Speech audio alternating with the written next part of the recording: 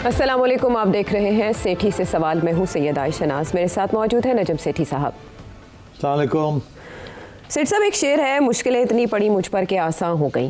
यानी इतना ज़्यादा इंसान के ऊपर पथराव हो कि सहल हो जाए उसके बाद, लेकिन इंडिया के मामले में ऐसा होता हमें दिखाई नहीं दे रहा। इंडिया के ऊपर सबसे ज़्यादा वो शायद वहाँ पर एक्सपेक्ट किया जाता था कि प्रेसिडेंट ट्रंप आने के बाद इंडियंस के लिए मज़ीद दरवाजे खुलेंगे, क्योंकि बाइडन उससे पहले इंडिया के लिए आसानियाँ पैदा करने में हर हद तक गए थे।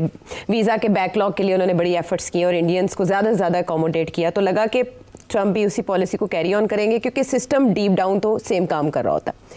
बट प्रेसिडेंट ट्रंप ने आते साथ टैरिफ के मामले पे जो किया, उसकी जो भी मुहरकत है अपनी जगह। फिर हमने चाबहार का कल ही डिस्कस किया कि वो इस्तिस्ना भी इंडिया को ख़त्म होने जा रहा है। एग्जीक्यूटिव ऑर्डर पे दस्तखत हुए, जिसका निफाज आज रात से हो जाना है, जिसे 21-9 कहा जा रहा है, 9/11 21-9 कहा जा रहा है इंडिया का, कि अब जो वीज़ा फ़ी पहले $1500 थी H1B वीज़ा, वो अब $1,00,000 सालाना हो जाएगी। तकरीबन 2000% से भी ज़्यादा इजाफा है। और ये जो वीज़ाज़ हैं, इनकी परसेंटेज के मुताबिक 70 से 74% तक के जो वीज़ाज़ हैं H1B, वो इंडियंस को इशू की जाते हैं। थरथल्ली मच गई है। क्या ये पहले से सोचा समझा प्लान था, जिसको अब नाफिज करने का प्रेसिडेंट ट्रंप ने सोचा है? उन्हें अंदाज़ा है कि इंडियंस को इफेक्ट करेगा? ज़ाहिर है, सब पता है उन्हें। और ये कोई रातों रात तो नहीं है, सारी कैलकुलेशंस पहले से हुई हुई थी। अपने जैसे कहते हैं ना, आर्सेनल में रखे हुए थे ये हथियार हैं। पहले उन्होंने, आपको पता है कि सिर्फ 25% की बात की, ठीक। उसके बाद फिर दोस्ती यारी की, फिर जब दोस्ती यारी हो गई तो ठा करके एक और बम मार दिया, तो 50% कर दिया जी। फिर जब वो फिर यारी दोस्ती हो गई, अच्छे एक दो बयान दिए दोनों ने, उसके बाद फिर एक और बम मारा तो 100% पे ले गए, ठीक है। अब ये तो जो यूरोप अमेरिकन कमेंटेटर्स हैं वो कहते हैं कि इंडिया को न्यूक कर दिया इनोवेटिव नहीं, बिल्कुल। देखो ना कि इंडिया की जो रेमिटेंसेस हैं, फॉरेन रेमिटेंसेस, वो कितनी है? 140-150 अरब डॉलर, 135, हाँ, पिछले साल के अंदाजे के मुताबिक 135-140, हाँ जी। अच्छा, तो उसमें से 40 अरब डॉलर जो है, हाँ, 35 to 40 बिलियन डॉलर्स, वो आते हैं अमेरिका से।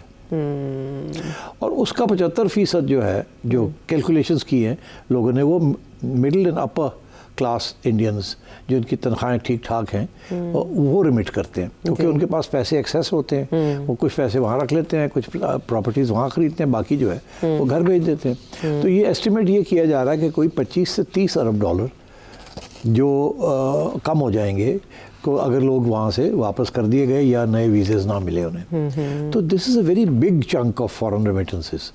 अच्छा, अब डोनाल्ड ट्रंप को ये कहना है कि उसने कंपनीज को कंसल्ट किया है जी, कि उनसे ये बैठ के बातचीत की है, और बेसिकली इसलिए किया गया है ताकि अब जो आगे हायरिंग्स होनी है वो अमेरिकनों को जॉब्स दें जी, और इंडियंस को ना जॉब्स दें। बिकॉज कंपनीज इंडियंस को इसलिए जॉब्स देती थी, वो सस्ते थे जी, या वो आउटसोर्स कर देते थे, या यहाँ आते थे तो यहाँ उनको नौकरियाँ मिल जाती थी। बट अगर अमेरिकन को देनी पड़ जाए उसी किस्म की क्वालिफिकेशन के साथ तो ज़्यादा देना पड़ता था। तो कंपनीज ने अपनी प्रॉफिटेबिलिटी हाई रखने के लिए या तो आउटसोर्स कर देते थे आईटी वर्क, या वो यहाँ उनको हायर कर लेते थे, मंगवा लेते थे H1B वीज़ा पे, और यहाँ उनको जॉब दे देते थे एट लोअर सैलरीज, जो इंडियंस के लिए बहुत हाई सैलरीज थी, but by American standards they were not so high. तो अमेरिकन कम्पीट नहीं कर सकते थे, ठीक। तो अब ये है कि दीज जॉब्स, कंपनीज, कितनी कंपनीज हैं जो कि साल का $1,00,000 देंगी किसी को हायर करने के लिए। हाँ, अगर आपने किसी को $1 मिलियन देने हैं या $2 मिलियन देने हैं तनख्वाह में किसी इंडियन को, तो उसमें से $1,00,000 कंपनी कहती है चलो ये एक एक्सपेंस है, फिर भी हमें सस्ता पड़ता है, तो उनको तो दे देंगे। मगर मोस्ट कंपनीज जो है वो उस लेवल की नहीं होती। So there will be a lot of Indians who will not get jobs now, because companies will not be able to pay the 100,000। और ये 100,000 अ ईयर है, ये नहीं है कि एक दफ़ा दे के आप फारग हो गए, नहीं, हर साल। हाँ, तो ये हर साल का मतलब ये है कि किसी की अगर तनख्वाह $3,00,000 है जी, तो कंपनी जब अपनी कैलकुलेशन करेगी तो कहेगी जी $3,00,000 तनख्वाह दे रहे हैं, तो 1,00,000 तो अब देना पड़ गया यहाँ। या इंडियन सोचेगा कि $3,00,000 पे मुझे तनख्वाह मिल रही थी, अब मुझे 2 लाख मिलेगी, तो इज इट वर्थ इट और नॉट। तो ये सारी कैलकुलेशंस आ जाएंगी, बट डेफिनेटली बहुत बड़ा जैसे वो कहते हैं ना, it's a tactical nuclear weapon Donald Trump ने ठा कर दिए, और सबसे ज़्यादा इंडियंस को ये हिट होंगे ज़ाहिर है 70%। अच्छा, जब हल्फ उठाने की तकरीब थी, हल्फ बर्दारी की प्रेसिडेंट ट्रंप की, तो आपको याद होगा कि सारी टेक कंपनीज के सीईओज थे उधर, मेटा के भी, जेफ बेजोस भी वहाँ पर इनवाइटेड थे, उनकी फैमिलीज थी। 5 सितंबर को इन्होंने इन्वाइट करके, जो आपने कहा कि उन्होंने बातचीत करके होमवर्क करने के बाद, उनके साथ सारी चीज़ें देखने के बाद ये फैसला लिया। But at the same time India की तरफ से जो जवाब इकलौता आया है वो उनके एक्सटर्नल अफेयर्स की मिनिस्ट्री ने कहा है कि अभी हम इसको देख रहे हैं। जो भी चीज़ वहाँ से आती है उसको इंडिया अभी तक देख रहा है। नो B&C पॉलिसी इंडिया है। नहीं, इंडिया के पास बैक पॉलिसीज़ तो होती हैं, मगर सोच समझ के करना पड़ता है ये काम। अब जो मीडिया है इंडिया का, उनको तकलीफ़ हो रही है कि ये क्या हो रहा है हमारे साथ, और अब वो कोई जस्टिफिकेशन ढूंढ रहे हैं कि भाई इसको अब देखा जाए कि ये इतनी बुरी बात नहीं है, शायद ये अच्छी बात है। अब वहाँ ये बहस छिड़ गई है कि यार क्या तकलीफ़ है, अच्छी बात है, ये हमारे सबसे टैलेंटेड लोग, ब्रेन ड्रेन हो रही थी। अच्छा। अच्छे लोग इंडिया के सारे अमेरिका जा रहे थे, तो बेहतर ये है कि अब ना जाए अमेरिका, यहीं इनको नौकरियाँ मिल जाएँ और हमारी तरक्की यहीं होगी, क्योंकि ये हमारी क्रीम थी जो वहाँ जाती थी, जिनको इतनी हाई सैलरीज मिलती थी। ठीक जी। तो मेरा ख्याल है अब वो उसको टर्न अराउंड कर रहे हैं कि जी इतनी बुरी बात नहीं है, इसमें भी एक गोल्डन क्राइसिस अपॉर्चुनिटी है। अपॉर्चुनिटी है। अब जो लोग बाहर जा रहे थे हाईली क्वालिफाइड, वो अब नहीं जाएंगे और वो यहीं काम करेंगे और यहीं हमारी प्रोडक्टिविटी बढ़ेगी, हमारी जीडीपी बढ़ेगी। तो ये तो बड़ी अच्छी बात है। अच्छा। मगर इसके साथ वो अपनी जगह के जाएंगे या नहीं जाएंगे, इंडिया के पास बहुत हाई क्वालिफाइड लोग हैं। उनकी एजुकेशन सिस्टम जो है ना, specially the higher end, is very good. और तो सरप्लस लेबर है उनके पास टेक्निकल, तो वहाँ शॉर्टेज नहीं है किसी किस्म की क्वालिफाइड लोगों की। अच्छा। तो इसलिए ये लोग बाहर चले जाते हैं टू गेट जॉब्स, और इंडिया भी इनकरेज करता है कि जाएँ ताकि रेमिटेंसेस आएँ।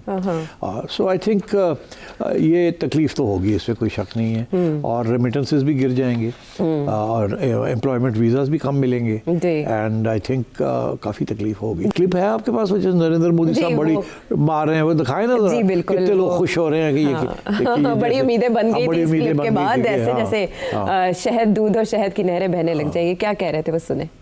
अब अहमदाबाद और बेंगलुरु में भी अमेरिका के नए कॉन्सुलेट खुलने जा रहे हैं। साथियों, आप में से बहुत से लोगों की H-1B वीजा के रिन्यू को लेकर भी लंबे अरसे से एक डिमांड थी। अब ये निर्णय लिया गया है कि H-1B वीजा को रिन्यू करने के लिए आपको अमेरिका से बाहर नहीं जाना पड़ेगा। ऐसे लग रहा है सत्य खैरा। बड़ी ताली बजी और बड़े लोग खुश थे, और फिर और भी अनाउंसमेंट थी, और सारा जिंदगी बढ़ गया। सब हवा में। लेकिन चाइना को अगर हम देखें ना, तो इंटरनलाइज है उनकी सारी स्किल्स भी, उनकी सर्विसेज भी, उनके एप्स भी अपनी है, यानी उन्होंने दुनिया पे निसार नहीं रखा।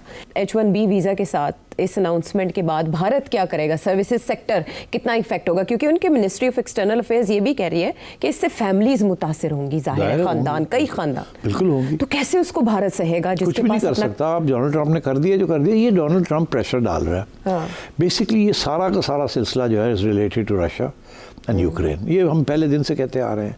डोनाल्ड ट्रंप को तकलीफ इस बात की हो रही है, गुस्सा चढ़ा हुआ है कि ये इंडिया को इतना हमने पाला है, हमें पहले जो एडमिनिस्ट्रेशन सारी आई हैं, ये सारा उनका कारकर्दगी है ना, कि इंडिया के साथ क्लोज होना, इंडिया को कॉर्ड में लेके आना, इंडिया को सपोर्ट करना अगेंस्ट चाइना, बिल्डअप करना। तो वो डोनाल्ड ट्रंप तो उस खाते में स्ट्रेटजी बना ही नहीं रहा। वो तो अमेरिका ग्रेट अमेरिका की स्ट्रेटजी बना रहा है। तो उसको तो नहीं फ़र्क पड़ता कि इंडिया चाइना के खिलाफ खड़ा होता है या नहीं खड़ा होता। वो तो ऑलरेडी भूल चुका है क्वाड शार्ट को। वो उसकी तो पॉलिसी नहीं है, वो फॉरेन पॉलिसी जो कि डेमोक्रेट्स की रही है, जो पिछले प्रेसिडेंट्स रहे हैं इंक्लूडिंग रिपब्लिक। तो वो अब the pro India strategy, political strategy Donald Trump की नहीं है। डोनाल्ड ट्रंप की है होम ग्रोन, होमलैंड स्ट्रैटेजी। उसके अंदर इंडिया फिट नहीं हो रहा because India is not cooperating. Donald Trump अपने आप को कुछ बनना चाहता है, नोबेल प्राइज लेना चाहता है, इंडिया ने कोऑपरेशन नहीं की ना, किसी भी स्टेज पे नहीं। तो इसलिए they are he is punishing India, और वो punishing India is indirectly linked to trying to pressurise Russia. ठीक है, चले वो जो चाइना के खिलाफ इंडिया को खड़ा करने की पॉलिसी है वो तो खत्म हो गई। क्वाड से आपने बता दिया, पता चलता है कि उनकी प्रायोरिटी नहीं है। नहीं है। सो आपने कहा कि इंडिया भी कुछ नहीं कर सकता, प्रेसिडेंट ट्रंप ने ऑर्डर कर दिया, लेकिन ये एग्जीक्यूटिव ऑर्डर है, अदालतों में तो चैलेंज हो सकता है। अदालतों में हर चीज़ चैलेंज हो सकती है। अभी तो बहुत से ऑर्डर्स हैं जो उनके पहले भी हैं जो कि चैलेंज हुए हैं, मगर मेरा ख्याल है कि Donald Trump will get away with it. Donald Trump को रोकना इतना आसान नहीं है। रिपब्लिकन्स उसके पीछे हैं और अभी तक वो स्टेज नहीं आई कि जहाँ कोई बगावत हो जाए डोनाल्ड ट्रंप के ख़िलाफ़ या जुडिशरी में हो जाए, because her cheese supreme court पे जाती है। वहाँ रिपब्लिकन जजेस हैं जो डोनाल्ड ट्रंप ने और पिछली एडमिनिस्ट्रेशन ने पैक किए हैं, वहाँ मेजॉरिटी जो है इज़ रिपब्लिकन्स। तो मेरा ख्याल है it's not going to be easy to stop Donald Trump. हाँ, अगर आवाम खड़ी हो जाए, आवाम खड़ी हो जाए, मेगा वाली जो इसके सपोर्टर्स हैं वो इसके खिलाफ हो जाएं, फिर एक नया डायमेंशन बन सकता है, मगर अभी वो सूरत हाल नहीं है। चालिका के बाद माइंड यू पॉपुलैरिटी गिर रही है। अभी जो सारे जो सर्वेज हो रहे हैं इसकी पॉपुलैरिटी गिर रही है, ठीक, मगर कामयाबी नहीं हुई। Is failed in everything is tried to do. देखे ना, उसका जो सारा रशिया का एजेंडा था, चाइना का एजेंडा था, इंडिया का एजेंडा था, यूरोप का एजेंडा था, सब जगह पे फेल हो गया है। शी जिनपिंग से, चाइनीज प्रेसिडेंट से 2 घंटे उन्होंने बात तो की है, बट अब जो ट्रेड नेगोशिएशंस इंडिया के साथ इनकी आगे चलनी थी टैरिफ के मामले पे, इस तरह के ऐलानात के बाद नहीं, वो इंडिया तो चलाएगा उसको, बिकॉज देखिए ना, वो तो हर स्टेज पे हर किस्म की नेगोशिएशन में शामिल होगा, वो करेगा, बिकॉज एक इट्स अ कांस्टेंट बैटल। वो तो नेगोशिएशंस चलती रहेंगी और एक स्टेज आएगी कि फिर आगे नहीं बढ़ सकेंगी, तो जो भी वो करेगा वो मानना पड़ेगा इंडिया को। ये मामला ख़त्म नहीं होगा, रीनेगोशिएशन नहीं होगी ऑन दीज टर्म्स जब तक the war in Ukraine continues. और उसके इम्कानात अभी दिखाई दूर दूर तक नहीं दे रहे। Donald Trump is very angry कि उसकी पॉलिसी, उसका ख्याल था रूस को मैंने सेट कर लिया है, अलास्का में जप्पी डाल ली है और सैंक्शंस मैं रिमूव कर रहा हूँ, और उसका ख्याल और थोड़ा बहुत प्रेशर डाल के ये वो प्यूतिन जो है वो तो कॉन्कर करने, उसको पता है महीने के अंदर अंदर यूक्रेन फोर्सेस फारग हो जाएंगी, तो वो तो ले लेगा जो उसने टेरिटरी लेनी है, फिर क्या करेंगे। इसीलिए तो अब नेटो वाले सारे जल्दी जल्दी भाग रहे हैं, स्क्रैम्बल कर रहे हैं कि we should try and defend Ukraine, but it's not going to be easy. Art of the deal इस मामले में अभी तक कामयाब नहीं हो पाया। He is failed on all fronts, और जिसकी वजह से फ्रस्ट्रेटेड भी हैं और इस तरह के कुछ ऐलानात भी सामने आ रहे हैं। चले, ये है कॉन्सिक्वेंसेस, उलझन का ही शिकार रहेगी। It's not gonna be easy. जब आपने ये जुमला कह दिया तो कल का मुकाबला भी याद आ गया जो होने जा रहा है इंडिया और पाकिस्तान के दरमियान। यार, it's not gonna be easy for home. अच्छा, वो ऐसे हमें अंदाजा हुआ कि एंडी पाइक्रॉफ्ट तो कल होंगे, हमने ये नाम पढ़ा तो जाहिर है हमें पता चल गया। फिर जो प्री मैच एक टॉक होती है, कैप्टन की बात करता है, मीडिया से सवालों के जवाब देता है, वो भी कैंसिल हो गई। हमने नहीं सुना सलमान अली आगा साहब को। मोहसिन नकवी साहब, आकिब जावेद साहब वो वहाँ मौजूद है खिलाड़ियों की हौसला अफजाई के लिए, और ऐसे में खबर आती है कि अंडर प्रेशर टीम के लिए एक साइकियाट्रिस्ट का मोटिवेशनल स्पीकर भी हायर कर लिया गया। अच्छा सिर साहब, ये पहले ही नहीं होते मोटिवेशनल स्पीकर या ये साइकियाट्रिस्ट जो होता है, तो टीम के साथ जी मैंने कोशिश की थी अपने दौर में रखने की, अच्छा, मगर क्रिकेटर्स ने पसंद नहीं की बात। हमारे यहाँ एक कल्चर नहीं है कि आप थेरेपी में जाएं। ये समझा जाता है कि हमारी बड़ी बेइज्जती हो रही है कि हमें अब साइकेट्रिस्ट, क्योंकि यहाँ जो जब बात होती है ना साइकेट्रिस्ट पागल हो गया फलाना, उनको साइकेट्रिस्ट ट्रीटमेंट हो रही है। तो बाकी टीम्स के साथ मेंटल हेल्थ जो है ना, वो बाहर ये कॉन्सेप्ट है मेंटल हेल्थ का। अच्छा। यहाँ ये है कि मेंटल हेल्थ का मतलब है पागल हो या नहीं पागल। अच्छा, बाकी टीम्स के साथ है साइकियाट्रिस्ट या मोटिवेशनल स्पीकर साथ जाते हैं? मोटिवेशनल स्पीकर फर्क चीज़ है, और साइकोलॉजिस्ट, साइकियाट्रिस्ट ये डिफरेंट कैटेगरीज हैं इंस्पिरेशन टॉक्स के लिए। मगर बात यह जी कि सबसे ज़्यादा इंटरेस्टिंग बात यह है कि many of these people are foreign qualified, ठीक, और अंग्रेज़ी उनकी ज़ुबान है। अच्छा। और हमारे जो बेचारे बच्चे हैं उनकी अंग्रेज़ी ज़ुबान नहीं है, अब उनको पंजाबी में ये और पश्तो में सिर्फ समझाना पड़ता है, और उनको आदत नहीं है समझने की। They have been brought up in a particular way, उनकी बैकग्राउंड, उनकी क्लास, उनकी लैक ऑफ तालीम, ये सब चीज़ें हैं। तो उनको साइकियाट्रिस्ट भी रातों रात उनको कुछ नहीं सिखा सकता। फूंकी मारी जा सकती है मोहसिन नकवी साहब की। मगर ये अच्छी बात है कि मोहसिन नकवी साहब और आके वहाँ पहुँच गए हैं। इस सूरत में चेयरमैन साहब को अच्छा है वहाँ हो, ताकि थोड़ी बहुत और कुछ तो पंप कर सके, समझा सके। लीडिंग फ्रॉम द फ्रंट, ये अच्छा होता है। मेरी तो हमेशा कोशिश थी जब फॉरेन टूर होता था कि मैं पहुँचूँ, ड्रेसिंग रूम में जाऊँ, सुबह शाम चक्कर लगाऊँ, बच्चों को समझाऊँ, प्यार करूँ, मोटिवेट करूँ। कामयाब हो या ना हो तो अलग बात है, कुछ बात शायद समझ आ जाती है, कुछ नहीं आती। मगर बात यह है कि हमारे जो बच्चे हैं इनको एक एज अ टीम स्पिरिट, ये नहीं कि इंडिविजुअली आप परफॉर्म करें, एक as a team you have to perform. और अब देखें क्या फ़र्क पड़ता है क्या नहीं पड़ता, क्या उनको अब कहा जाएगा क्या नहीं कहा जाएगा, लेट्स सी। हाँ, लेकिन साइकोलॉजिकल प्रेशर इस कदर ज़्यादा है। पंप तो मोहसिन नकवी साहब ने कर दिया, आप पायक्रॉफ्ट को डंप नहीं कर पाए। वो आप कर भी नहीं सकेंगे, वो आप कर नहीं सकेंगे। बात यह है कि आईसीसी इंडिया के हाथ में है अब, दैट्स इट। अच्छा सेठ साहब, एक टाइम पे जब बिग 3 का बहुत चर्चा था ना, तो उसका भी ज़ाहिर है तोड़ तो निकला ही। इसका तोड़ फिर कैसे होगा? क्या उसी के तसल्लुत में रहेगी और हम हर बार यही कहेंगे कि हम लाचार हैं? बड़ी होमवर्क करना पड़ेगा। मगर एक बात मैं आपसे कहूँ, अगर आपकी टीम कमज़ोर है और हार रही है तो फिर आपकी कोई अहमियत नहीं है, आपको डिस्पेंस किया जा सकता है। इस वक्त आपकी टीम बॉटम पे है। ये तो इंडिया पाकिस्तान के मैच तो इंडियन पाकिस्तानी आ जाते हैं, पागल हैं एक दूसरे को देखने के लिए, मगर इंटरनेशनल अरेना में अब पाकिस्तान की मैच की कोई वैल्यू नहीं रही, तो लोग इतना देखते नहीं हैं। वो पाकिस्तान है ना, इधर है ना, जैसे एक ज़माने में बांग्लादेश था। तो अब तो पाकिस्तान 8वीं टीम में से 7वां या 8वां नंबर पे। तो इट्स जब तक आपकी टीम क्लिक नहीं करेगी, जीतेगी नहीं, स्टारडम नहीं होगी। आपके स्टार्स भी बैठ गए हैं, आपने देखा। मैच विनिंग प्लेयर किसे समझते हैं आप? है ही नहीं, कोई भी एक भी मैच विनिंग प्लेयर नहीं है। सारे की कोई फॉर्म में है ही नहीं। जिसको आपने बड़ा सैम अयूब की बात करते थे, he is failed as a match winner. So मतलब है कि आई थिंक बदली बहुत हुई हुई है टीम के अंदर। जो तब्दीलियां हुई हैं इतनी रैपिडली विदाउट कॉज, फिर सिफारिशें, I think there is too much happening there. अगर कोई टीम चेंज होने वाली है तो मोहसिन साहब को अपनी एडवाइजरी बोर्ड चेंज करना चाहिए, cricket and administration. I think he will benefit from that. इसके इशारे तो आपने देखिए चेयरमैन बेचारा क्या करे, चेयरमैन को तो यही एडवाइजर्स है ना। Chairman is not an expert and can't be. Generals आए हैं, जजेस आए हैं, दे वर नॉट एक्सपर्ट्स। जब मैं गया, I was not an expert. ठीक, तो फॉरेन सेक्रेटरी था एक चेयरमैन, वो भी एक्सपर्ट नहीं था। तो how do you get to make the right decisions? Your team has to be good, the management team, जो आपको अच्छी एडवाइस दे। वहाँ इज़ वेरी क्रिटिकल कि आप किसको लगाते हैं कहाँ। और अगर वहाँ सिफारिशें हो जाए या आपकी प्रेफरेंसेस, ज़ाती प्रेफरेंसेस हो जाए, तो then you have a problem. तो I think I don't blame Mohsin Naqvi, I blame the team that he has, the management team. They are not up to the mark. I'm sorry to say this, बड़े अच्छे लोग हैं, मगर they are not giving him the right advice on all these issues. Right skill set नहीं है वो। ज़ाहिर है अगर आप प्रायोरिटी देंगे ना कि आपने देखना है कि आपने वो टीम रखनी है जो आपको सजेस्ट करी है या वो जो वहाँ मैदान में है, वो उसको जीतना चाहिए। सिर्फ साहब, कल के दिन जो इशू दोबारा हाईलाइट होगा वो हैंडशेक का होगा। आज जब नहीं, वो ख़त्म होगी बात, कल ये इशू नहीं बनेगा। नहीं, अब तो ये है ना कि क्या तैयारी की है पीसीबी ने। एक ये कि जी क्या हैंडशेक होगा कि नहीं होगा। अगर तो वो कहते हैं कि नहीं हैंडशेक करना तो ख़त्म होगी बात। अगर वो कहते हैं हैंडशेक करना है, ठीक है, वी डोंट माइंड हैंडशेक। अच्छा, सपोज वो आते हैं और इशू नहीं है, तो फिर क्या ये करना चाहेंगे या ये इस्तीफा कहेंगे हमने नहीं करना। एक ये इशू, इसके ऊपर कुछ पहले से तैयारी होनी चाहिए कि हमारा मौक़िफ़ टॉस के ऊपर क्या होगा। ठीक, regarding handshake, regarding smiles, right, regarding all this.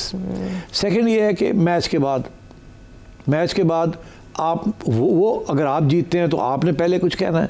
जब आप कुछ पहले कहेंगे तो उसका रिस्पांस वो बाद में करेंगे, वो तो बॉयकॉट नहीं करेंगे। अगर आप हारते हैं तो वो आके फिर कुछ कह देंगे, और अगर जब वो कुछ कहेंगे तो आपने फिर क्या कहना है। yes. नंबर एक। नंबर दो, अगर वो कुछ नहीं कहते तो आप फिर भी ये मौका ढूंढ के पिछला बदला लेंगे या नहीं लेंगे। तो ये सारी चीज़ें पहले सोच के प्लानिंग करके उसके तहत ये होना चाहिए। They should go there ready to be faced, because ये एन मुमकिन है कि इंडिया और कोई ना कोई गेम ना खेले आपको शर्मिंदा करने के लिए। सो ये पॉइंट्स अभी सेठी साहब ने बता दिए हैं बिफोर हैंड, तो अभी भी टाइम है। कल के मैच से पहले इन्हीं निकात के ऊपर अगर तैयारी कर ली बेहतर होगा। माजी जैसी सूरत हाल डेवलप नहीं होगी, सेठी साहब को दोबारा पीसीबी नहीं बुलाना पड़ेगा। हम वापस आते हैं। नहीं बेचारे, आई फील सैड बिकॉज कोशिश तो पूरी ठीक थी इनकी, मगर अनफॉर्चुनेटली तैयारी नहीं थी। हाँ, लेकिन जो पते की बात सेठी साहब ने बताई, जहाँ ध्यान देने की ज़रूरत है, हो सकता है एशिया कप के बाद उन्हीं जगहों पर जाना पड़े और वहाँ ही छांटी करनी पड़े। वापस आते हैं ब्रेक के बाद।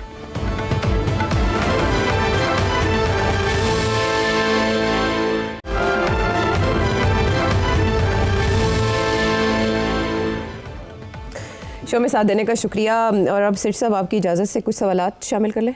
सवाल तो ठीक है वो जो, मगर एक आध और बड़ा इंपॉर्टेंट इशू है, वो सेनेटर साहब इरफान सिद्दीकी साहब ने भी बड़ा इंटरेस्टिंग एक बयान दिया है, उसकी तरफ नहीं जाना थोड़ी देर के लिए। वो कह रहे हैं कि जी अगले माह या उससे अगले माह पीटीआई रिज़ाइन कर देगी पार्लियामेंट से, कुछ जजेस जो हैं वो भी साथ साथ मिलके वो भी रिज़ाइन कर देंगे, कोई बाहमी मफाद आता है। तो ये क्या है, दिस इज़ वेरी इंटरेस्टिंग, इस पर कुछ गुफ्तगू नहीं होनी चाहिए। वो तो कह रहे हैं कुछ अरसे तक, तो हम भी कुछ अरसे तक इसको डिस्कस ना कर लें, क्या ख्याल है? तुम्हारा मतलब है कि अगले हफ्ते डिस्कस करें? अगले हफ्ते कर लें इसको डिस्कस, या आप चाहते हैं कि असल में इसकी बुनियाद जो है वो कुछ इशारे हैं, उन इशारों में कुछ जजेस का सुप्रीम कोर्ट जाना और कुछ वकला के खिलाफ आपको एक बात मुकदमे का होना। आगे नहीं ज़्यादा बात करते, फिर आपके सवाल ले लेते हैं। ये सिद्दीकी साहब, ये कोई तज्जिया नहीं है, ये इंटेलिजेंस रिपोर्ट्स हैं कि ये शायद हो, क्योंकि उन्होंने पिकअप कर लिए होंगे अच्छा कि जी ये शायद प्लानिंग हो रही है पीटीआई के अंदर और उधर जजेस में और आपस में। ये ऐਵੇਂ नहीं उन्होंने कोई तज्जिया कर दिया, he is not that sort of a person. उनके पास कोई चिड़िया विड़िया नहीं है, वो तो सिर्फ रिपोर्टें पढ़ते हैं। He is close to the prime minister, ये रिपोर्ट जाती है प्राइम मिनिस्टर को। अच्छा, अब तैयारी हो, अगर ऐसी बात है तो तैयारी हो रही होगी, गवर्नमेंट तैयारी करेंगे इसको काउंटर करने के लिए। तो चलो फिर अब छोड़ दो, अगली दफ़ा बात करेंगे। हाँ, लेकिन खबर तो आप ही की चिड़िया ने पहले ही दे दी थी कि पीटीआई तो पार्लियामेंट से भी मुस्ताफ़ी हो सकती है। इरफान सिद्दीकी साहब तो अब आए हैं कई हफ्तों बाद उस बुनियाद तो पर। इनके पास इंटेलिजेंस रिपोर्ट है, मेरा एनालिसिस था। आपका एनालिसिस था, तो ये तो एंड पे ये कह रहे हैं कि एक और बड़ी नाकामी, यानी अगर ऐसी कोई तहरीक चलती भी है। हाँ, तो देखे ना, ऑब्वियसली उसको नाकाम तो करना है ना। आपकी बार जो तहरीक चल रही है उसमें कहा जा रहा है कि कई नामवर वकला होंगे, इसमें जजेस होंगे, कुछ रिटायर्ड ऑफिसर्स भी होंगे, इवन जर्नलिस्ट भी उसका हिस्सा हो सकते हैं। अभी बातें हो रही है ना, अब इसके ऊपर ज़्यादा देर बात नहीं करनी चाहिए। Let's get back to the question. नहीं तो वो आप कहेंगे हम पहले से ही शुरू हो गए हैं। Let's wait for some action to take place. ठीक है, मैं यही कहूँगी कि सेठी साहब ने इस सारे एनालिसिस में अभी तक जो बात की, एक एक लफ्ज़ को, और फिर इरफान सिद्दीकी साहब के ट्वीट के एक एक लफ्ज़ को और इख्तिताम को गौर से पढ़ें। हाँ ठीक है, तो अब आप कमेंट करेंगे कादिर के सवाल पे। आपके सारे तज्जिए, एनालिसिस, प्रेडिक्शंस, जो कुछ आप बोल लेते हो, या तो पहले से हुआ होता है या फिर साबित हो जाता है। मुस्तकबिल में आप प्रेडिक्शंस करते हो, अक्सर 90% सही निकल आ जाते हैं। तो मैं तो इस बात पे हैरान हूँ कि आप तो सीएम भी रह चुके हो, पंजाब के मुस्लिम लीग के साथ भी आपकी बहुत ही प्रेडिक्शन रही है, सब लोग आपको जानती भी है, इंटरनेशनल फिगर हो। तो मुझे समझ नहीं आ रही कि ये जो हमारी हुकूमत है, ये आपसे हर फील्ड के मशवरे आपसे क्यों नहीं लेते हैं, आपको एडवाइजर क्यों नहीं रखते? कम से कम हुकूमत में आपको एडवाइजर होना चाहिए और इन लोगों को आपसे पूछना चाहिए कि क्या किया जाए, क्या न किया जाए, सारे मंसूबों में आपको शामिल किया जाए। उफ यार, ये सवाल है कोई? प्लीज़, ये ऐसे लगता है कि मैंने चलवाया है ये सवाल। नहीं है, जो समझने वाले हैं वो तो फिर आपके हर एनालिसिस को शक की नज़र से देखते हैं, लेकिन जो मुहिब्बे वतन लोग हैं या जो आपसे प्यार करने वाले लोग हैं या जो समझते हैं कि मुल्क को आपकी ज़रूरत है, जब वो इस तरह के सवाल करते हैं, मेरा ख्याल है आपको उन्हें निगलेक्ट नहीं करना चाहिए। मेरा ख्याल है आपको ऐसे सवाल नहीं चलाने चाहिए, इनको फ़ोन करके शुक्रिया अदा कर देना चाहिए। मगर वो लोग पता क्या कहेंगे ये सिटी अपनी डिमांड क्रिएट कर रहा है। ये डॉक्टर कादिर साहब, आपके सवाल का बहुत शुक्रिया, आपके दर्द दिल का। Let's move on. Okay, move on करते हैं जी, दुबई चलते हैं, मूव ऑन करते, जहां मैच भी कल होने जा रहा है, और वहां से जावेद इकबाल साहब ये सवाल भेज रहे हैं सेठी साहब के लिए। यार ये फिर खतरनाक सवाल आया है। ये अलग है। ये जो पाक सोरिया का जो एग्रीमेंट जो हुआ है, इससे पाकिस्तान को क्या फ़ायदा होगा? फाइनेंशियली मैं बात कर रहा हूँ। और दूसरी बात, क्या इसकी वजह से ये जो बहुत टाइम हो गया है, बहुत अच्छा हो गया है, वीज़े वगैरह बंद रहे हैं गल्फ में, क्या ये भी खुलेंगे के चांस हैं या इसका कोई ताल्लुक नहीं है? बड़ा अच्छा सवाल है। मुख्तसर जवाब यही है कि ज़्यादा लंबी चौड़ी तवक्को ना रखें और कि ये डिफेंस पैक्ट जो है ये इसके साथ पता नहीं क्या क्या इनकलाब आ जाएगा, ऐसी कोई बात नहीं है। बहुत सी मुश्किलात हैं और बहुत से प्रॉब्लम्स हैं, इसीलिए इसको खुफिया रखा जाएगा। अलबत्ता ये ज़रूर है कि सऊदी अरेबिया ने अमेरिका को कहा कि we don't trust you fully, और मेरा ख्याल है कुछ पाकिस्तानी एडवाइज़र्स चले जाएंगे देखने के लिए कि इनको इंडिपेंडेंट इन्फॉर्मेशन भी सऊदीज़ को मिलती रहे, और ताकि ये totally dependent on American basis and support ना हो। और पहली बात। दूसरी बात ये है कि आई थिंक पाकिस्तान के लिए अच्छी फैसिलिटीज़, सऊदीज़ कुछ थोड़ी बहुत इन्वेस्टमेंट कर देंगे, सऊदीज़ कुछ थोड़े बहुत तेल दे देंगे, सऊदीज़ कुछ डिपॉजिट्स कर देंगे ताकि तब पाकिस्तान तकड़ा रहे। तो आई थिंक इससे ज़्यादा तवक्को करने की ज़रूरत नहीं है। अच्छा सिर साहब, ये जो वीज़ा एक अरसे से बंद है, उनके खुलने के कितने चांस? हाँ, ये सवाल है। देखिए, इस वक्त वीज़ा ज़ाहिर है रिस्ट्रिक्ट हुए हैं। सऊदी अरेबिया ने भी रिस्ट्रिक्ट किए हुए हैं, यूएई ने रिस्ट्रिक्ट किए हुए हैं। मेरा ख्याल है पाकिस्तान को चाहिए कि ये फ़ायदा उठाएं इस एग्रीमेंट का या पैक्ट का, और सऊदी से कुछ रिलैक्सेशन अपने वर्कर्स के लिए ओपनिंग करवाएं। Similarly with UAE, I think ये अच्छा मौका है। एंड स्ट्राइक वाली आयरन इज़ हॉट। बाकी ये है कि हमारे जो पाकिस्तानी हैं इन जगह पे, उनको भी थोड़ी बहुत अब हिदायत होनी चाहिए to not to misbehave, to work hard, और इन हुकूमतों के जो कानून हैं उनको फॉलो करें। But I think this is a good opportunity, करना चाहिए, और मेरा ख्याल है थोड़ी बहुत होगी। गल्फ़ के बहुत से कंट्रीज़ ने वीज़ास बंद कर रखे हैं, तो ये अपॉर्चुनिटी है कि पाकिस्तानी हुकूमत उन वीज़ा की बहाली करे। ये है जी आपके सवाल का जवाब, और हम बाकी सवाल शामिल करेंगे एक ब्रेक के बाद।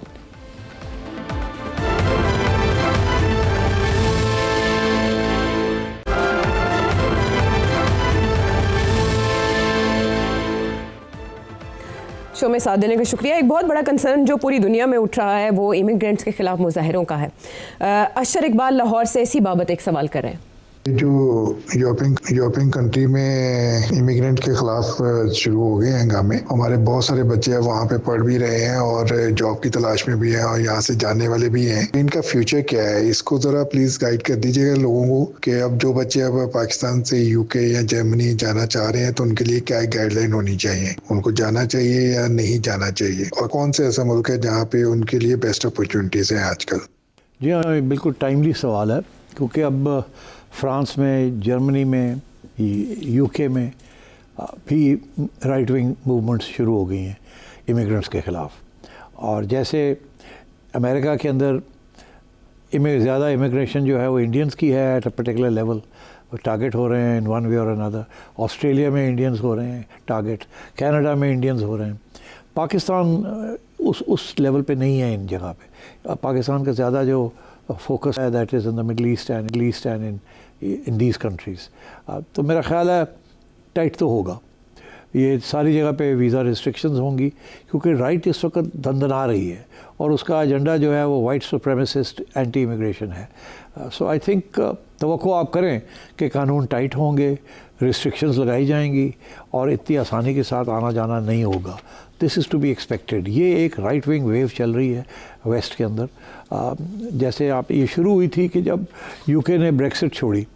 देखिए, बहुत इंपॉर्टेंट ब्रेक्सिट, सारा यूरोप का एजेंडा ही ब्रेक्सिट का था, और इन्होंने ब्रेक्सिट छोड़ दी। तो अब आप सोचिए कि इन्होंने ईस्ट यूरोपियंस और बाकी यूरोपियंस को आउट कर दिया यूके वालों ने। सो आई थिंक अब यू शुड एक्सपेक्ट कि जो पाकिस्तानी इमिग्रेंट्स हैं, specially in UK and Turks and other Arab countries के जो हैं यूरोप के अंदर, उनके ऊपर रिस्ट्रिक्शंस होंगी, और हमें इसकी तवक्को करनी चाहिए कि this is going to happen. And so therefore I think immigrants need to be on good behaviour, और उनके जो सिस्टम्स हैं, उनका जो कल्चर है, उसको डिसरप्ट ना करने की कोशिश करें। अदरवाइज़ इस वक्त सिचुएशन इज़ नॉट गुड। अच्छा, वो कह रहे हैं ऐसे कौन से मुल्क हैं जहाँ उनके लिए अच्छी अपॉर्चुनिटीज़ हो ऐसे बच्चों के लिए जो पढ़ना चाहें? देखिए, अपॉर्चुनिटीज़ तो कनाडा में भी थी, वहाँ भी काफ़ी मिसयूज़ हुई हैं वो फैसिलिटीज़। यूरोप में भी मिसयूज़ हुई हैं, यूके में भी मिसयूज़ हुई हैं। हमारे लोगों ने मिसयूज़ तो किया है ना, इसलिए तो अब कहाँ जा सकते हैं? यही ग्रोथ इकोनॉमीज़ थी ना, जहाँ लेबर शॉर्टेजेस थी। तो इसलिए आई कांट से कुछ लोग जापान की तरफ रुख करना चाह रहे हैं, कुछ लोग चाइना की तरफ भी रुख करना चाह रहे हैं, मगर चाइना में तो बिज़नेस अपॉर्चुनिटीज़ ज़रूर होंगी, स्पेशली चाइना में जाके वहाँ से एक्सपोर्ट करना टू पाकिस्तान और टू अमेरिका और टू एल्सवेयर, वो अपॉर्चुनिटी ज़रूर होंगी। मगर वर्क करना, कारोबार करना अलग बात है, नौकरी करना अलग बात है। तो आई डोंट थिंक ये फार ईस्ट जो है वहाँ नौकरी करना मुश्किल है, वहाँ का कल्चर वोंट अलाउ इट। ये कॉलोनियल जो मुल्क थे उनका ताल्लुक़ था हमारे साथ, इसीलिए हमारे लोग वहीं जाते थे, या मज़हब अफिलिएशन या कॉलोनियल अफिलिएशन, मगर दिन ब दिन दिस विंडो नैरो होती जा रही है। मगर दिलचस्प बात यह है कि जितनी ये नैरो होती जा रही है उतनी हमें सख्त ज़रूरत है of exporting our manpower and getting remittances to keep our economy afloat. So ये अब एक कॉन्ट्रडिक्शन है। We have to wait and see कि हमारी हुकूमतें कैसे नेगोशिएट करती हैं विद फॉरेन गवर्नमेंट्स कि हमारे लोगों को तकलीफ़ ना हो। हुकूमत की प्रायोरिटीज़ में शामिल होगा तो तभी ना, कि वो इन चीज़ों की तरफ तो बहुत बाद में आएंगे, उससे पहले उनकी प्रायोरिटीज़ और हैं। और भी बहुत से सवाल हैं जिनमें से एक ने एक सना है एबटाबाद से, वो तो IR की स्टूडेंट हैं, वो चाहती हैं कि हम सोर्सेज ऐसे बताएं जिनको फॉलो करें। तो आप अपने एक प्रोग्राम में वो सोर्सेज भी बता चुके हैं कि वो अपने इन्फॉर्मेशन में इजाफे के लिए, एनालिसिस बेहतर बनाने के लिए किन किन सोर्सेज को फॉलो करें। इसके अलावा एक व्यूवर उन्होंने ये कहा कि आपके व्यूवर्स की चिड़िया भी बड़ी अंदर की खबरें लाना शुरू हो गई है। अच्छा। के व्यूअर्स जो हैं वो भी अब प्रेडिक्ट करना शुरू हो गए हैं कि फ्यूचर में क्या हो सकता है। इसके अलावा आतिफ अली वाकेंट से, जमील खानज़ादा कराची से, शाफई गवादर से, शाहिद सऊदी अरब से, एक और शाहिद साहब हैं अजमान से, अब्दुल कादिर कराची से, आसिम मोहम्मद मेमन ओमान से। यहाँ के वीज़ास भी आजकल प्रॉब्लम का शिकार हैं। डॉक्टर नोमान फैसलाबाद से, मोहम्मद अंसर राहील मियांवाली से, नईम महमूद कुरैशी वाकेंट से, शहजाद सुहेल मदीना से। असल में लोग एफर्ट करके वीडियो ऑडियो रिकॉर्डिंग करके आपसे सवाल पूछते हैं। सवाल बहुत जानदार होते हैं, उनमें बहुत जूस होता है, काफ़ी इन्फॉर्मेशन उससे मिल सकती है, लेकिन वक्त की कमी के बायस हम उनको हिस्सा नहीं बना पाते। तो आपके नाम ज़रूर हम शामिल करते हैं ताकि आपको अंदाज़ा हो कि हम रिगार्ड करते हैं आपके भेजे गए सवालों का और आपने जो वक्त हमें दिया उसका। मज़ीद सवाल अगर आप जानना चाहें तो उसके सामने इस पर भेजें। अगले प्रोग्राम तक के लिए इजाज़त दें। Thank you. Thank you.